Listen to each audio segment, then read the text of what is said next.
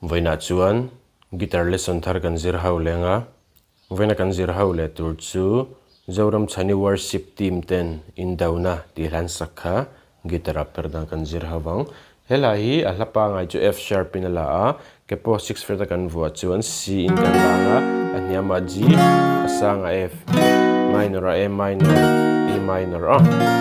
chuan tihan kan strum mang a pakhat na chuan tihan down down down down up tihan ha chorus a kan mang deuh bik ang o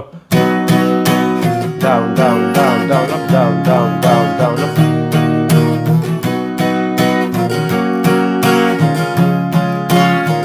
ano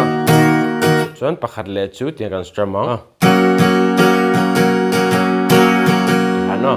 down down down down up up down down down up tihan no down down down down up down down down up down down down down up down down down up